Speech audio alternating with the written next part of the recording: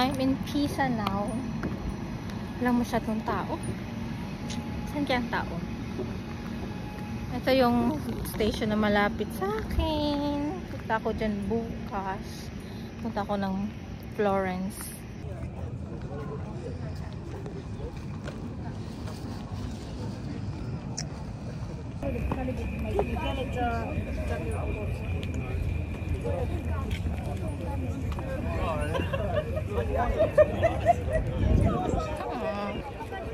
We're here na at gabing-gabi at Pisa.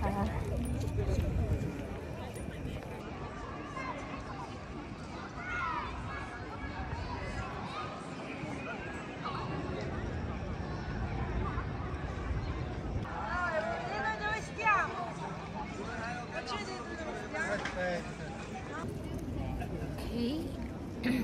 We're in Pisa na talaga, guys. Ayan na yung church.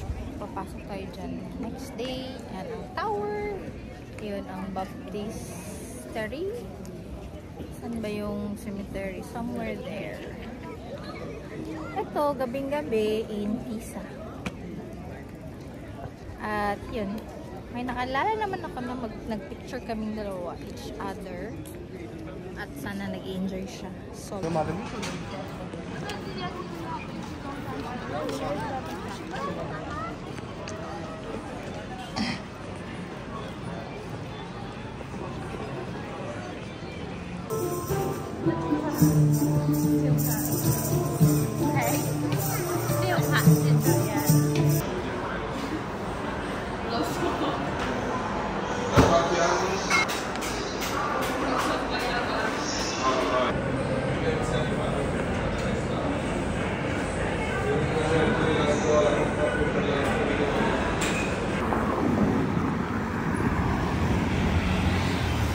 ang liit, pinakamalit na church.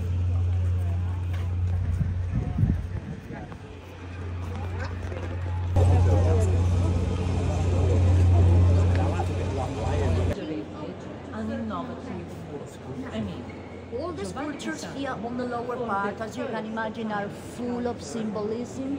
Remember the service, the Latin language. So the idea was to stress important concepts for the Catholic.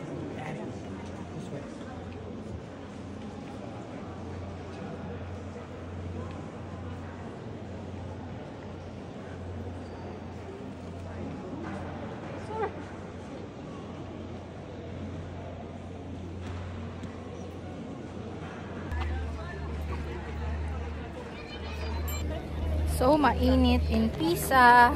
Daylight view. So nice. If you're here, like, you can see it like on your own eyes. It's amazing. And yung opportunity na makita siya standing now. Tsaka, it's been there for centuries. Diba? Amazing. Tapos wala silang gamit those age, those times, those paano ito ginawa? Paano ito tinayo? No? Grabe. And iba din yung design nila. Tapos now, ang daming equipment, ang daming mga technology na, how to build one. Pero ang iba doesn't long last. Gaya nito. So amazing. Ang daming tourists. So, I'm just grateful. Tapos, when you go inside the cathedral, yung ceiling made of 24 karat gold. I mean, ilagyan daw ng 24 karat gold yung ceiling. Pero, who will dare to get those golds, right? So, it's just amazing. Amazing. Go to Pisa. It's worth the visit. Tsaka, diba? I mean, for me, sa age ko, at naabutan ko to. So nice. I'm glad na makaabot ako dito. Naka-experience, nakapunta, nakita, napasok, na-feel. Actually, yung mga walls, parang try ko siya i-touch. Just to, yun lang, ano ba feeling? So, super nice.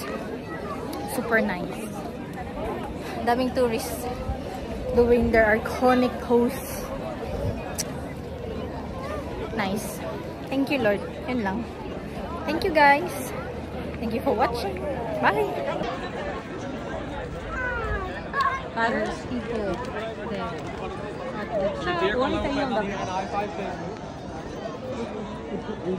the